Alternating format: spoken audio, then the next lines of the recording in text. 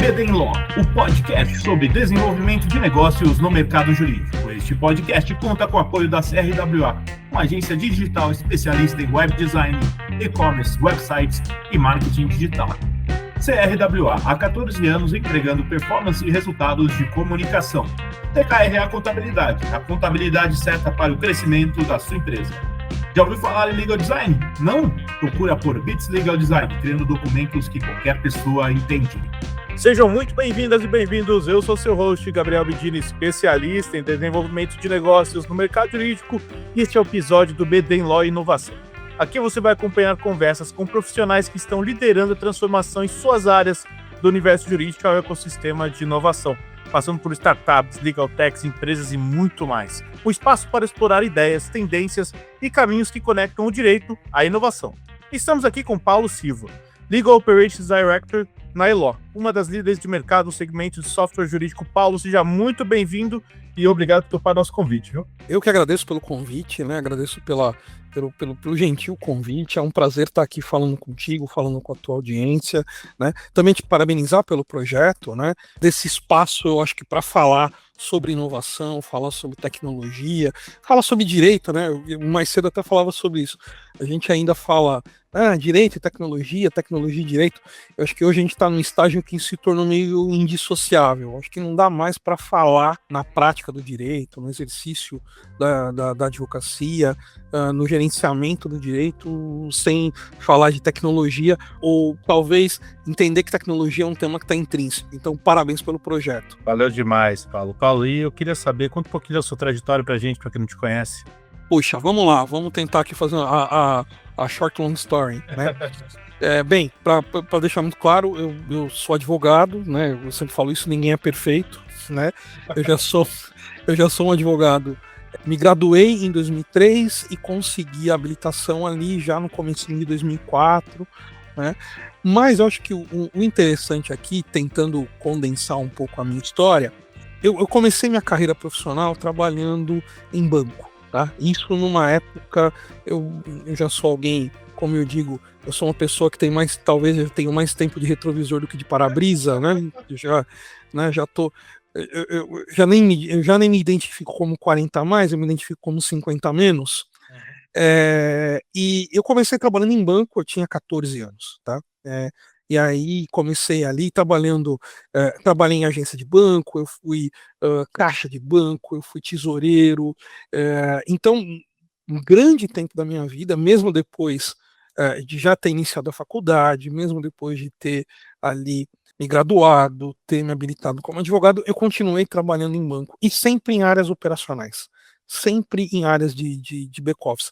É importante ter isso em mente, porque eu passei por alguns bancos já nem existem mais, foram incorporados. Eu comecei minha carreira no Banco Real, que hoje é o Banco Santander, né? Mas saí de lá antes dele ser incorporado, aí fui para banco italiano, trabalhei no Unibanco, que mais tarde se juntou com o Itaú e tudo mais.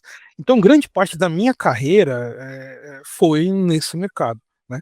Então, para que você tenha uma ideia, eu comecei a trabalhar em banco, literalmente no século passado, em 1992. Né? Que beleza, é o ano que eu nasci. Olha só que coisa, né? Pois é, né?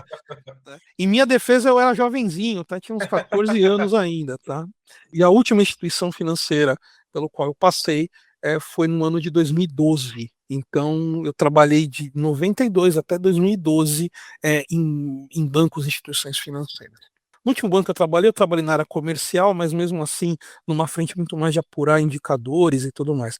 Mas eu trabalhei sempre dentro da área de operações, tá? Quando chega 2013, eu começo efetivamente a trabalhar num departamento jurídico. E aí eu sempre gosto de dizer isso. Quando eu era advogado, eu já advogava né, desde 2004 ali, eu brinco que eu advogava menos do que eu queria e mais do que eu podia, né, e já tinha feito a minha pós-graduação e tudo mais. Mas quando eu chego nesse ambiente, e eu olho para todos aqueles advogados e percebo que são pessoas extremamente competentes, né, e muito consolidadas nas suas posições, né? Então, na vertical trabalhista, na vertical civil, na vertical regulatória. E aí eu olhei para aquilo e falei, puxa vida, o que eu faço diferente do que essa turma faz. Ou seja, ou melhor dizendo, o que eu faço bem que eles não fazem, né? E era gestão, porque o advogado sempre teve essa dificuldade. Então, eu entro nesse momento no departamento e começo a organizar, eu começo a estabelecer processo, eu começo a estabelecer rotina, começo a fazer um controle orçamentário, começo a trabalhar com a parte de indicadores, que eram coisas que eu carregava muito do mercado financeiro. E aí, nesse momento, eu entendi, eu falei, puxa, e a gente começou a trazer bons resultados. Eu falei, opa, peraí, acho que o caminho é esse. Esse é o caminho é o meu caminho, vamos falar dessa maneira. Né? Naquele momento a gente falava muito de controladoria jurídica, né? Então a gente está falando aí de 2013, e em 2000, e aí acho que o grande ponto de virada é quando eu vou para o Mercado Livre em 2016, ali para fazer a área de controladoria jurídica no Mercado Livre. Tomo conhecimento do CLOC, né? E para quem nunca ouviu falar do CLOC, o CLOC é o Corporate Legal Operations Consortium, é uma organização que é voltada só para profissionais de legal ops, e entendo aquela proposta do CLOC, a matriz de competências do CLOC, e a gente começa a implantar isso aqui no Mercado Livre no Brasil, e depois consegue levar esse modelo para o Latam, né? E em paralelo a gente começa a falar sobre legal operations aqui no Brasil, outros profissionais começam a surgir, a gente começa a criar ali toda uma comunidade, e hoje, passado todos esses tempos aí, a gente tem o CLOC Brasil, né? E nesse meu tempo eu fiz algumas mudanças também de carreira. Eu saí do Mercado Livre, eu quis entender o mercado de consultoria, fui para a Deloitte, né? Trabalhei na Deloitte ali 2 anos entendendo mesmo, né? Como era o mercado de consultoria, como é que o mercado de consultoria trabalhava, principalmente na área de legal, que é uma área que tradicionalmente não é engraçado falar isso, mas eu sempre gosto de dizer isso. A área de legal, ela não é uma área que tradicionalmente compra inteligência, né? Outras áreas, isso é muito comum, né? Finanças, contabilidade, RH, você tem muitas vezes, né? As próprias outras áreas de operação, tem sempre ali alguma consultoria atuando e tudo mais. No mercado jurídico, eu percebo que a gente começou a ter esse movimento de adquirir consultoria, adquirir inteligência, né? Mais recentemente, por assim dizer. E aí, trabalhei lá na Deloitte e aí recebi um convite para vir aqui para Deloitte, para Elo, né? A Elo, né, para quem não conhece, é uma empresa de software jurídico. Hoje a gente está presente em torno de mais ou menos 260 das 500 maiores empresas do Brasil usam uma das soluções Elo, né? E a oportunidade que eu tive aqui de entender o mercado de legal techs, o mercado de law techs por dentro, né? Entender a parte de como é que se constrói essas soluções, como é que a gente pensa essas soluções. E a Elo me chamou porque ela falou, puxa, muitas vezes o nosso cliente ele tem uma dificuldade de entender realmente a solução que ele precisa, né? Como desenhar uma solução. Porque, veja, muitas vezes a questão não é a tecnologia, a questão muitas vezes é o processo que eu vou embarcar na tecnologia, é o processo que eu vou embarcar na solução. Então, se eu tenho um processo ruim, ele não se torna bom na medida em que eu o automatizo, né? A automatização, a colocá-lo dentro de um sistema, não, acredite, pessoal, não torna um sistema bom, um processo ruim magicamente bom, não é isso. Então, o primeiro passo é sempre olhar muito para os processos, e estou aqui na Elo tem mais ou menos 1 ano e meio, então numa visão um pouco rápida aí de carreira, é isso. Muito legal, Paulo. E, Paulo, e como que é o seu trabalho hoje? Assim, porque quando a gente pensa na consultoria, muitas vezes as pessoas falam que vocês fazem basicamente o diagnóstico, que as consultorias fazem basicamente o diagnóstico, mas não colocam a mão na massa, porque eu não sei se é verdade ou não. Mas eu queria, se você puder explicar um pouco. Claro, eu vou te falar até que era uma questão que eu falava isso até antes de chegar na Elo, né? Eu falava isso na Deloitte. Quando eu ia falar com algum cliente, eu dizia para ele o seguinte: eu sei que você me odeia. Eu sei que você me odeia. Sabe por que você me odeia? Eu dizia, por quê? Porque, veja, você já trabalhou com outras consultorias, né?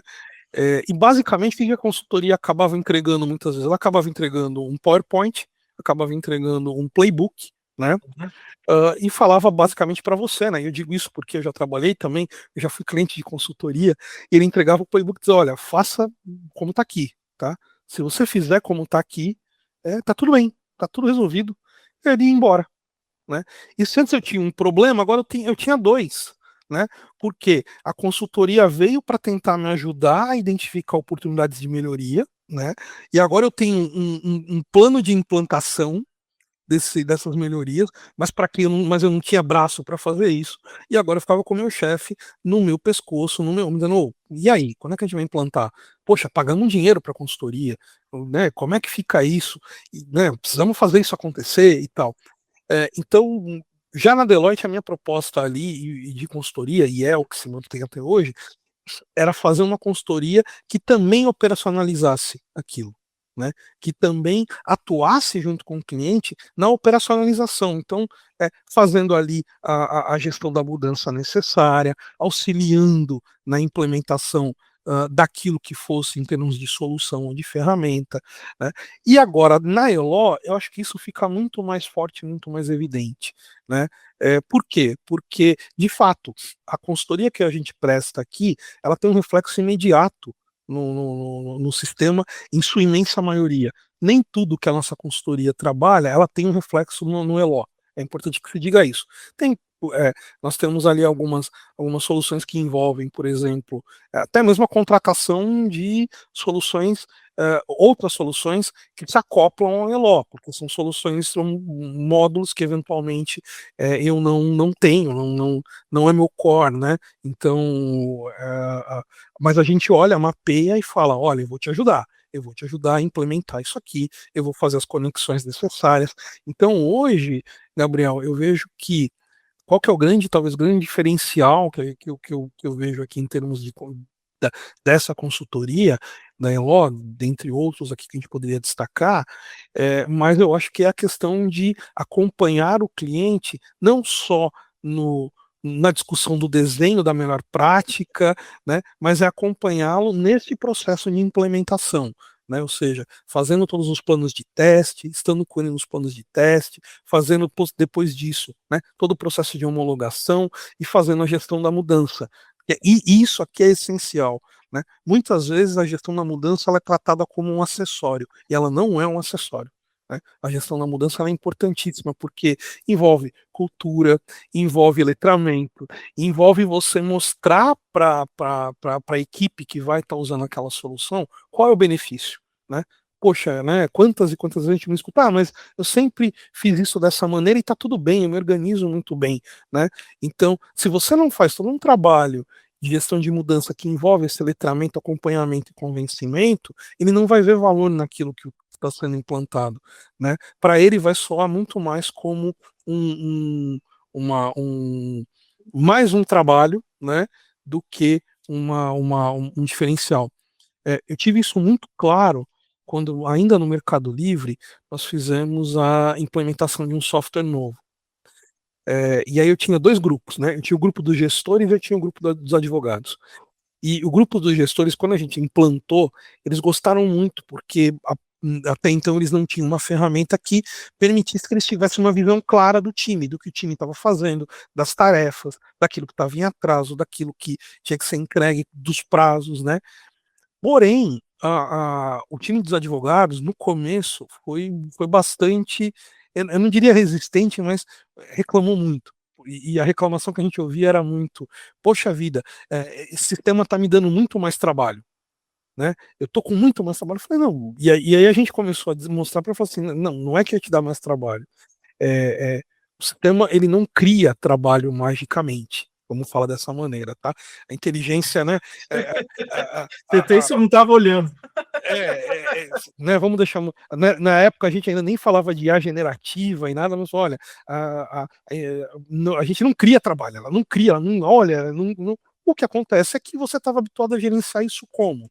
Né? Você colocava isso ali no teu e-mail, você ia colocando ali umas flags, você colocava uma data. Agora não, agora quando você abre. Quando você chega de manhã e se loga, você já tem ali alguém gritando com você, dizendo: olha, isso aqui está em atraso, isso aqui tem que ser visto, isso aqui você tem que finalizar hoje. Então, isso é, é, é, é, dava a sensação o advogado de que ele estava sendo muito mais demandado do que ele era anteriormente. E não era uma verdade, né? Então, a gente precisou mostrar o quê? Falou, olha, entenda que nesse teu modelo aqui, você tinha uma série de riscos que você não corre agora aqui, né? O risco de esquecer, o risco de arquivar alguma coisa errada, de colocar numa pasta, de direcionar isso para quem não tem que ser direcionado, né? Olha, como agora isso muda. Então, isso faz parte da gestão da mudança, né? Então, a gente tratar isso como acessório, muitas vezes pode ser um motivo que acaba fazendo com que o teu projeto fracasse, né? Em termos de adesão. E acho que aqui tem uma série de coisas que a gente precisa discutir também, muitas vezes sobre maturidade, né? Mas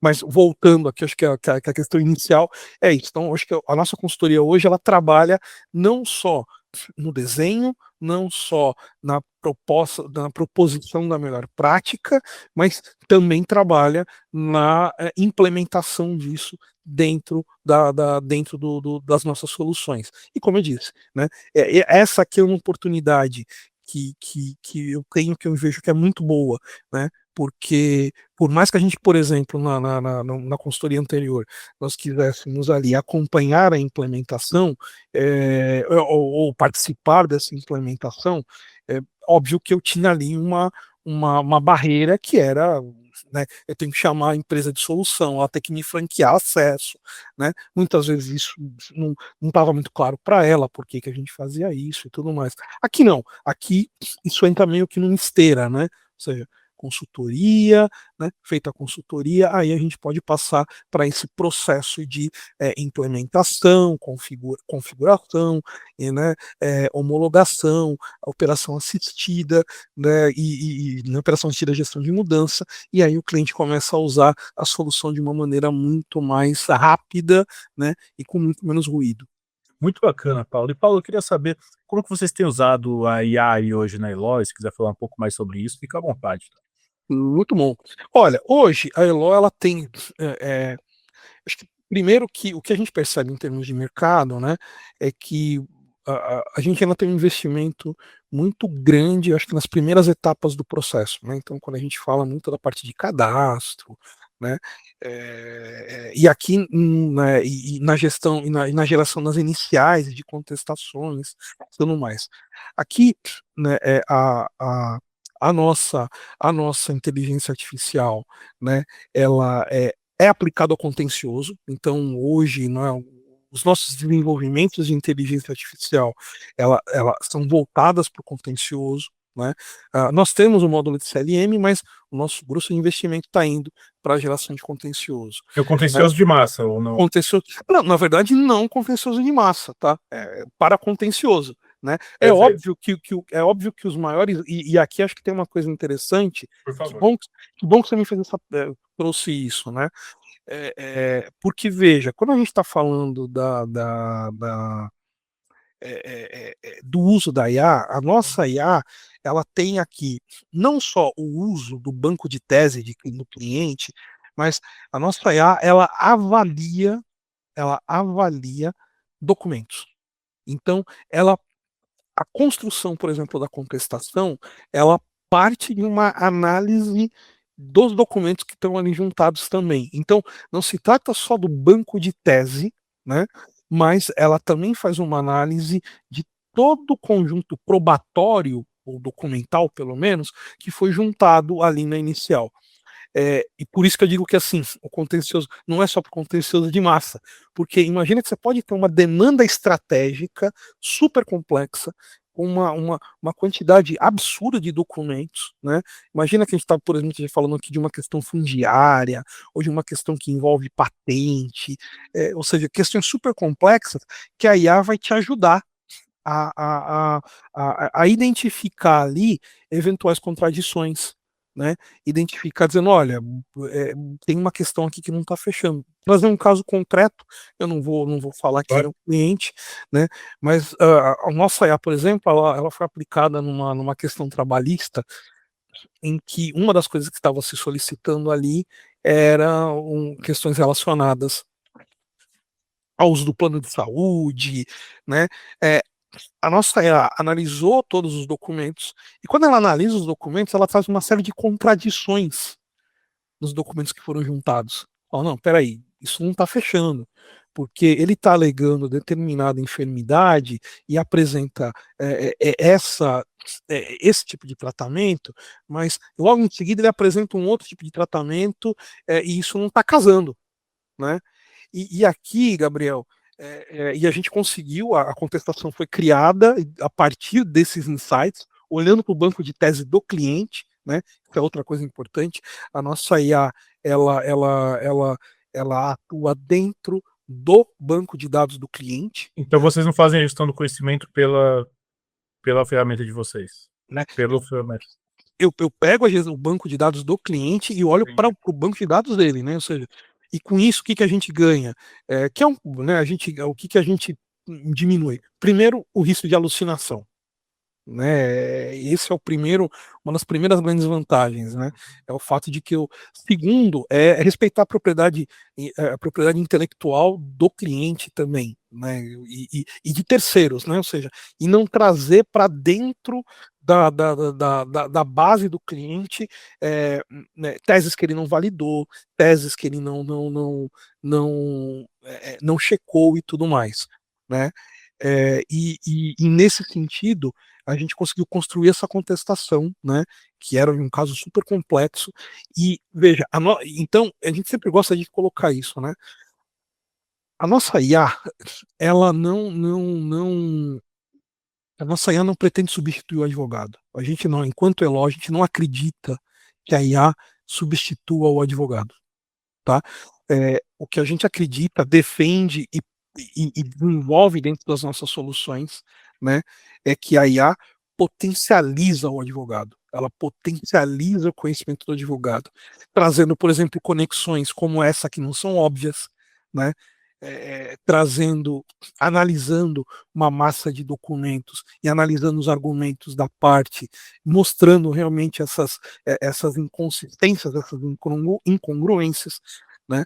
Então, a gente enxerga hoje o uso da inteligência artificial como um potencializador, não como um substituto. Não sei se eu respondi bem a tua pergunta. Respondeu perfeitamente, Paulo. Muito legal mesmo. E está sendo muito interessante esses apontamentos que tem trazido e como funciona aí, que vocês têm feito na Eloy. Eu queria saber, na sua visão, quais os principais desafios da adoção tecnológica hoje que você vê pela empresa aí no mercado jurídico. Olha, eu acho que aqui a gente tem alguns, vamos lá, desafios, né? Alguns desafios eu acho que vão ser batidos, mas eu acho que batidos no sentido de que eu acho que, mas acho que a primeira coisa é a gente ainda olha para as empresas, olhando, né, para os departamentos e até mesmo para alguns escritórios, né? Eu acho que aqui, e só um parênteses que eu faço aqui, né? A Elo hoje ela tem soluções tanto para escritório quanto para departamento jurídico, né? E nós temos inclusive soluções para diferentes tamanhos de escritório e diferentes tamanhos de departamento jurídico também, né? Acho que a maioria das pessoas conhece o Elo Enterprise, mas hoje a gente tem o Elo Business para departamentos jurídicos com algumas características específicas, né? E na frente de escritório a gente tem lá o Elo I/O, o Elo Starter, e mais recentemente a gente entrou ali com o Elo ADV, que é realmente para a base da advocacia, né?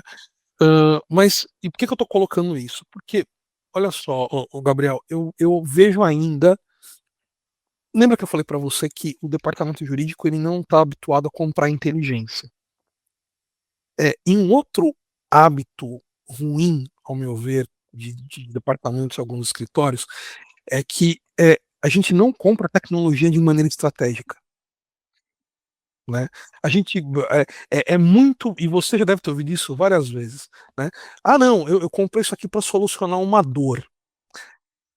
Quando a gente fala que a gente está comprando alguma coisa para solucionar uma dor, significa dizer que eu estou olhando para aquela solução não dentro de uma estratégia de posicionamento de mercado, não dentro de uma estratégia de atendimento do cliente, não dentro de uma estratégia corporativa, mas tá doendo, então eu preciso comprar alguma coisa rápida que resolva, né? Eu uso essa metáfora várias vezes. É um band-aid. Eu falo assim, a gente muitas vezes se compra tecnologia como quem compra Buscopan. sabe? Eu tô com uma dor e quero tomar um remédio e vai passar, né? E essa dor vai passar, mas gradativamente ela vai voltar. E aí você vai ter que tomar uma dose mais forte, uma dose mais forte, uma dose mais forte. Então, isso vai gerando o quê? Né? Se eu tô com. Então, eu não tenho essa visão estratégica da aquisição de tecnologia, da aquisição de soluções.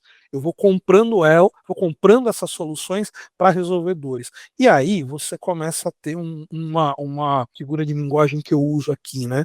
É muito aquela situação de quem reformou a cozinha, né? Reformou a cozinha e tal. E aí ele quer colocar todos os eletrodomésticos, o micro-ondas, a cafeteira, a torradeira, a air fryer, liquidificador, e ele só tem duas tomadas. Ele vai ter que fazer o quê? Não vai ter jeito, ele vai ter que ou colocar, né, uma régua, ou vai ter que colocar um Benjamin, né, como aqueles conectores. E aí você começa a colocar um monte e pluga aquilo, então aquilo vai começar a dar sobrecarga na rede. E aí vai chegar num determinado momento em que você pode literalmente ter um curto-circuito, causar um incêndio, né? Por quê? Porque isso não foi planejado. Né? Eu não planejei essas aquisições de soluções, né? E aí pode chegar num determinado momento em que você está com uma arquitetura de soluções tão, eu não diria nem arcaica, mas construída de uma maneira tão emaranhada, usando uma outra figura de linguagem, né? Quando a gente pensa naqueles postes que você tem É isso. aquela quantidade de fios ali Excelente metáfora. a pergunta é: se eu preciso desligar isso aqui, que fio eu desligo primeiro? Qual a sequência que eu tenho que revisar minha arquitetura? Se eu quero propor uma nova arquitetura, tá bom, ótimo, mas que fio eu desligo primeiro? Que conector? Né? E eu acho que grande parte dos departamentos jurídicos e uma grande parte dos escritórios ainda vive essa realidade. Né? Essa realidade de uma arquitetura de soluções que foi construída muito nessa perspectiva de solucionar problemas de uma maneira muito imediata, né? Tem uma visão estratégica no sentido de entender como eu quero que a tecnologia me posicione no mercado, como eu quero que a tecnologia me coloque ou para o cliente interno, né? Que tipo de entrega eu quero fazer para esse meu cliente e como é que a tecnologia se incorpora dentro dessa estratégia. Não se faz isso. Né? Eu acho que a gente ainda sofre muito com isso. Então, eu acho que esse é um primeiro desafio. E sobre estratégia, até outro dia eu até publiquei um texto sobre isso, né? Sempre lembrando que é, eu gostei muito, eu achei que eu assisti uma aula e o professor que trouxe isso, acho que colocou isso uma clareza muito boa. Ele falou: olha, ser estratégico é tomar decisões difíceis. Se você não está tomando decisão difícil, você não está sendo estratégico. Vamos trazer isso para uma perspectiva de uma arquitetura estratégica, né? Se a tua arquitetura de soluções não te permite tomar essas decisões difíceis, você não está com soluções que vão te levar para ser estratégico. Você está ali com soluções que são operacionais, com soluções que fazem rodar o dia a dia, mas não são essas soluções que te fazem tomar a decisão difícil. Né? Com quem você vai operar, como você vai operar, né? Que tipo de operação você vai descontinuar, que tipo de operação você tem que olhar com mais detalhe ou com menos detalhe. Então, incorporar uma visão estratégica na aquisição de tecnologia, eu acho que ainda é um grande desafio. Ou acho que desse desafio, Gabriel, por favor, cara, eu falo muito, então quando quiser Imagina, Paulo, tá? fica super à vontade. E aí a gente vai para a questão de cultura, né?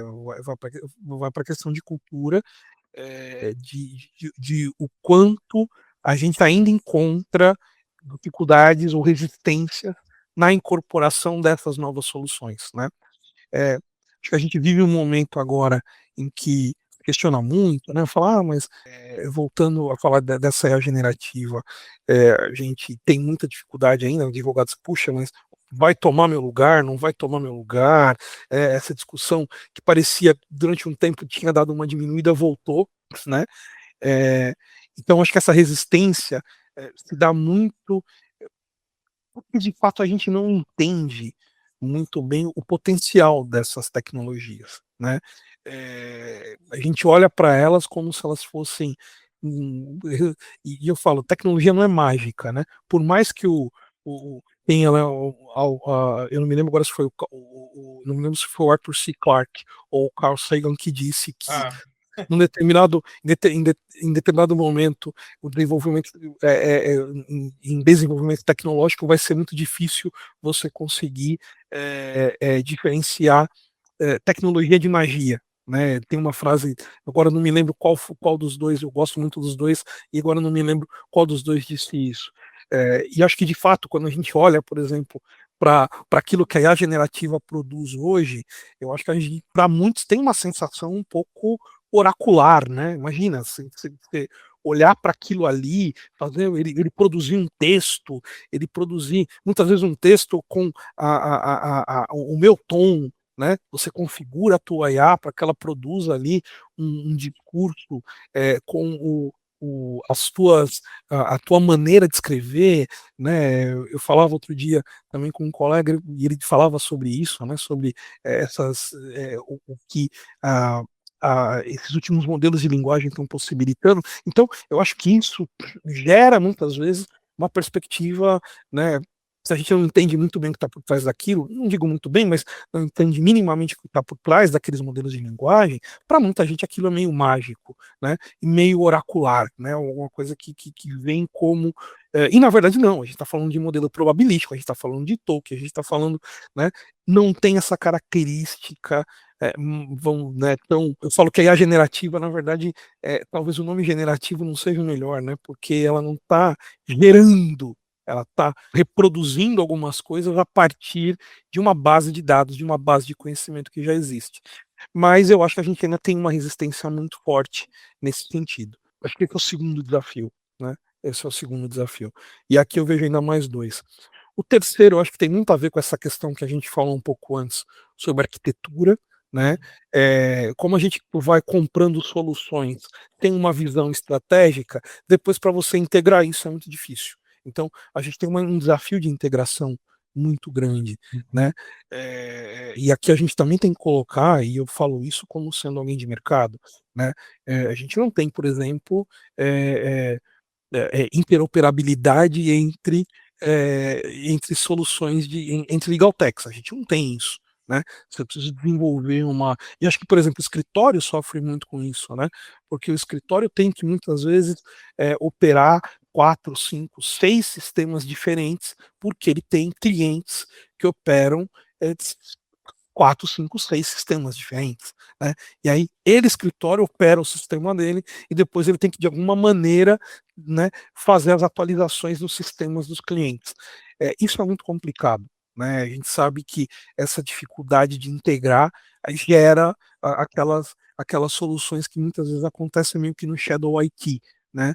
Que são os robôs, e aí o, o, o, o o sistema que está sendo atualizado faz uma mudança no campo e aí o robô se perde e aí dá problema. Enfim, a gente tem uma dificuldade muito grande ainda na questão de integração, né?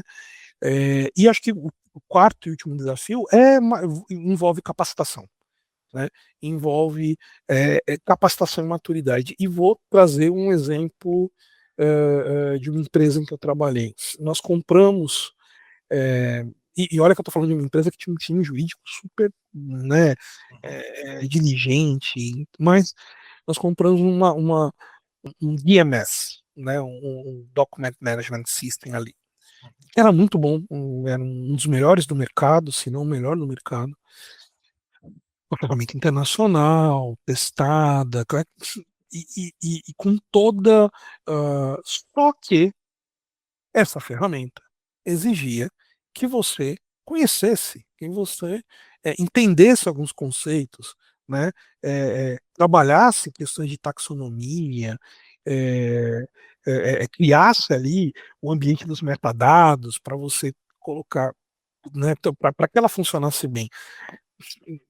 Resumo da ópera: um ano depois a ferramenta foi desligada, porque não teve adesão.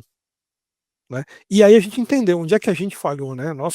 A nossa equipe de Ops entendeu ali onde é que a gente falhou junto com o jurídico. A gente comprou uma ferramenta e o time não estava maduro para usar, né? Ele não tinha maturidade, ele não tinha a capacidade, talvez a palavra não seja nem capacidade, mas as capabilities necessárias para usar aquela ferramenta. Então, eu acho que agora a gente também corre a gente vive este momento, né?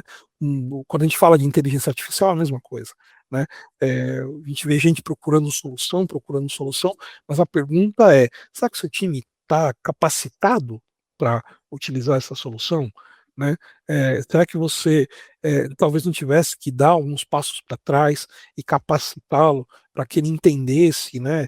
É, acho que, eu não sei, e aqui eu quero destacar, por exemplo, o trabalho também de uma outra pessoa que eu gosto muito, que é o Léo Tocco, que ele tem ali Do jurídico ágil, né? exatamente, no jurídico ágil, né, que eu acho que ele vem há algum tempo, inclusive, já propondo um trabalho ali justamente para diferenciar, né, as inteligências artificiais, né, trazer problemas concretos ali pro advogado, dizer, olha, faça dessa maneira, entenda que essa IA ela funciona melhor para resumo, entenda que essa IA funciona melhor para geração de imagem, então você não tem uma solução única que vai, cada uma delas tem funciona muito bem para algumas coisas, mas também tem suas limitações.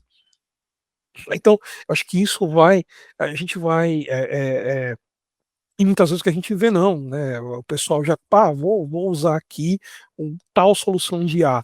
E, na verdade, para aquela solução, para aquele problema, aquela não é a melhor solução. E no médio prazo você vai começar a sentir essa, os problemas gerados por isso. Mas, então acho que capacitação é um quarto. Então eu destaco esses 4 desafios, tá? Acho que a questão dessa visão estratégica do uso de soluções, pensar a tua arquitetura de soluções de maneira estratégica. Acho que o segundo desafio é o desafio da cultura mesmo, da, da, da, desta cultura de tecnologia dentro do jurídico, né? O terceiro tem a ver com essas integrações, né? E o quarto com capacitação. Sensacional, Paulo. Paulo, eu adorei a conversa aqui. Eu fiquei com a minha cabeça borbulhando aqui, lembrando várias coisas. Porque a gente vê hoje muito nos escritórios, assim, nos grandes escritórios, por exemplo, de que existem diversas equipes e cada um usando uma solução diferente, não tem aquilo organizado, e é muito difícil a gente ver isso não só nos grandes escritórios, mas nas grandes empresas também. E é super comum, porque você não tem um controle daquilo, né? E é difícil realmente você ter um controle daquilo, a não ser que você coloque uma estratégia de inovação ali dentro. Mas se você vai pegar alguém para organizar todas as iniciativas, ver o que você está fazendo, eu não estou falando nenhuma novidade aqui é coisa básica. Mas o básico a maioria não está fazendo, infelizmente, mas se fizesse o básico e organizassem as iniciativas, que conquistassem lugar e organizassem aquilo, e evitar muito desperdício, mas dá trabalho, né, Paulo?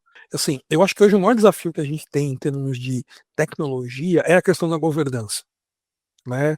É, primeiro que eu acho que aquela coisa de que a gente vê alguns movimentos ainda de não pode usar. Gente, isso é quando isso acontece, né? Quando você tem algumas posturas muito radicais como essa, não, você não vai poder usar a ferramenta Alguém vai de usar. inteligência artificial. Não tenho certeza. Tá? Você está no escritório, o escritório vetou o uso, não tenha dúvida, tá? O estagiário está pegando isso, jogando pro WhatsApp dele e tá rodando na ferramenta dentro do celular dele. Então, você está achando que você está fazendo aqui que você tá conseguindo se proteger? Ao contrário, você está se expondo muito mais ao risco, porque não adianta, vai ser utilizado, né? É isso mesmo. Eu falei antes de Shadow IT, eu estava outro dia num evento e o pessoal estava falando justamente do problema que essa Shadow IT tem se mostrado, né? Ou seja, soluções que estão sendo utilizadas pelas áreas, pelos departamentos, sem governança, tem conhecimento muitas vezes da área de segurança de informação, né? E tá rodando ali, e na cabeça do usuário, não, imagina, é só só tô fazendo um prompt aqui, né? Não tem problema, né? E ele não consegue ter essa dimensão. Então, eu acho que hoje, Gabriel, o grande problema é realmente o problema da governança. Perfeito. Muito obrigado, viu, Paulo? Paulo, eu queria agradecer a sua presença aqui no BD Lawyer por ter compartilhado a sua experiência com a gente e queria saber se você tem um contato para deixar o pessoal quiser conversar com você, aprender mais aí. Ah, muito bom. Bem, pessoal, primeiro te agradecer por essa conversa. É, eu gosto sempre de dizer o seguinte: quem vai nos ouvir, a gente não sabe quem vai estar acessando esse conteúdo, mas eu sinceramente espero que você que acessa esse conteúdo, que tenha feito sentido para você. Eu acho que o ponto é se o que a gente conversou aqui faz sentido para você. Se fez sentido, eu fico extremamente feliz. Então, a você que vai acessar esse nosso conteúdo, o meu agradecimento por ter reservado esse tempo, reservado esses minutos aqui. A gente sabe como a gente vive na sociedade da atenção, né, da disputa pela atenção, então a gente tem que fazer valer o tempo que é dedicado. Eu espero sinceramente que a gente tenha conseguido aqui nessa conversa, não digo pelo Gabriel, digo por mim, né, ter conseguido aqui feito valer sua atenção. Né? Para mim já valeu. Esse é esse é o ponto que eu quero dizer. E para quem quiser conversar, só me seguir ali no LinkedIn. Eu confesso que eu não sou um cara tanto de Instagram, mas no LinkedIn tá ali super fácil, é só procurar Paulo Silva Legal Ops, né? Você vai me encontrar ali. E no Instagram, PJSADV, né? Mas, e aí, para a gente poder falar sobre tecnologia, poder falar sobre operações, poder falar sobre melhores práticas de mercado, trazer essas inquietudes. Eu acho que a gente precisa falar sobre as inquietudes e tudo, né, que esse novo que esse cenário tem desenhado. Então, aqueles que quiserem se conectar comigo, vai ser um imenso prazer tê-los tê-los na rede, e pode mencionar, né? Eu gosto muito, já deve ter percebido, eu gosto muito de conversar, gosto muito de falar. Então, somos dois. Né, então vai ser um enorme prazer, né, falar aqui com a tua audiência. Perfeito, Paulo, obrigadão. Pessoal, a gente vai ficando por aqui. Não deixem de nos seguir nas redes sociais, estamos lá no Instagram, @BDLaw, no meu LinkedIn, Gabriel Bidini, onde vocês vão encontrar conteúdo sobre desenvolvimento de negócios e mercado jurídico. Este é o BD Law, o podcast sobre desenvolvimento de negócios no mercado jurídico. Nos vemos no próximo episódio e até lá. BD Law, o podcast sobre desenvolvimento de negócios no mercado jurídico. Este podcast conta com o apoio da CRWA, uma agência digital especialista em web design, e-commerce, websites e marketing digital. CRWA, há 14 anos entregando performance e resultados de comunicação. TKRA Contabilidade, a contabilidade certa para o crescimento da sua empresa. Já ouviu falar em Legal Design? Não? Procura por Bits Legal Design, criando documentos que qualquer pessoa entende.